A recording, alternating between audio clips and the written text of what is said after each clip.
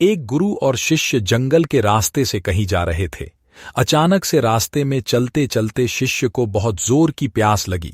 उसने गुरु से कहा, गुरुवर, मुझे बहुत तेज प्यास लगी है, क्यों ना हम पास के गांव में चलकर पानी पी लें। गुरु ने कहा, मुझे भी बहुत प्यास लगी है, चलो चलते हैं। गांव में पहुंचने से पहले ही उन्हें एक बहुत बड़े खेत में एक झोपड़ी दिखी। वे दोनों झोपड़ी के पास गए और आवाज लगाई। तभी उस झोपड़ी से एक आदमी बाहर आया और उसके पीछे पीछे एक महिला और 2 बच्चे भी बाहर आए। इन सभी के कपड़े फटे पुराने थे। ऐसा प्रतीत होता था कि वे अत्यधिक गरीबी में जी रहे हैं। गुरुजी सोच में पड़ गए कि इनके पास इतना बड़ा खेत है और इन्होंने इसमें कोई भी फसल नहीं लगाई है। तभी गुरुजी ने आग्रह किया कि हमें प्यास लगी है, क्या हमें पानी पीने के लिए मिल सकता है? उस आदमी ने अपनी पत्नी से कहा, जाओ और घड़े से पानी ले आओ, और पास में रखी चटाई को उठाया एक पेड़ के नीचे बिछाते हुए बोला, गुरुजी, कृपया आप यहां पर विश्राम करें। गुरु और शिष्य उस पेड़ की ठंडी छांव में बैठ गए और पानी पिया।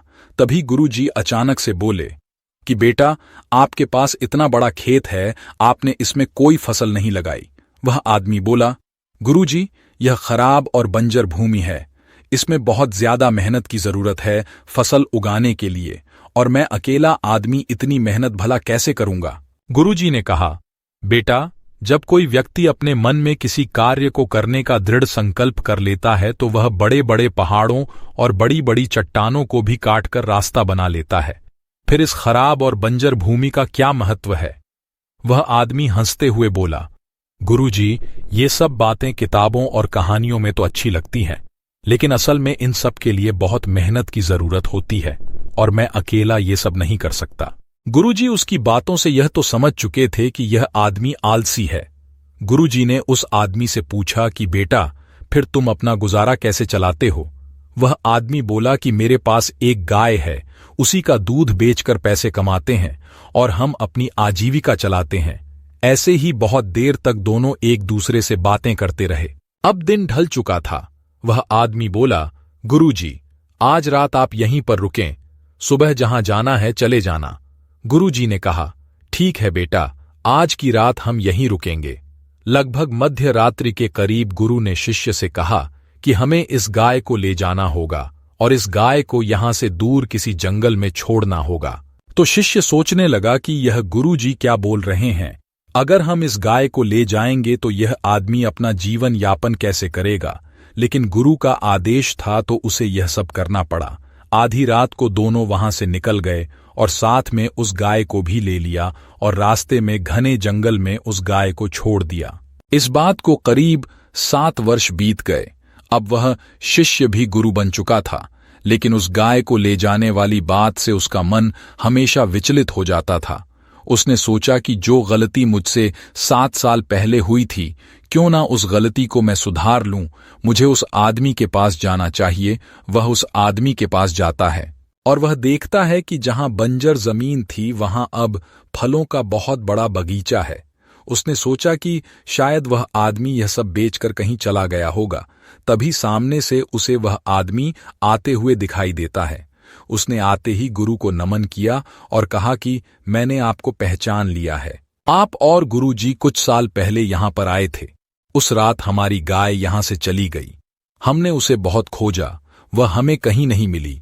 तब हमारे पास कोई दूसरा काम नहीं था जिससे हम अपनी आजीविका फिर से चला सके। हमारे पास कोई विकल्प नहीं था।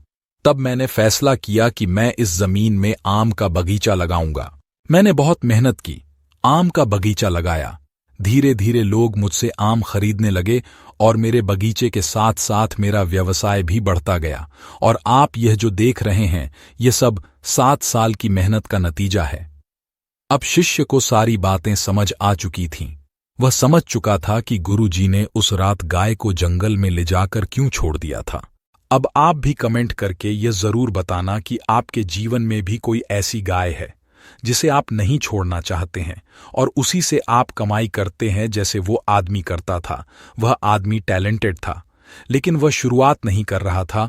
गुरुजी ने उसकी मदद की, उसके सारे विकल्प खत्म करके गुरुजी ने उसका भाग्य बदल दिया था। तो दोस्तों, कठिन परिश्रम करना हर उस व्यक्ति का कर्तव्य बनता है जो अपने जीवन में सफल होना चाहता है।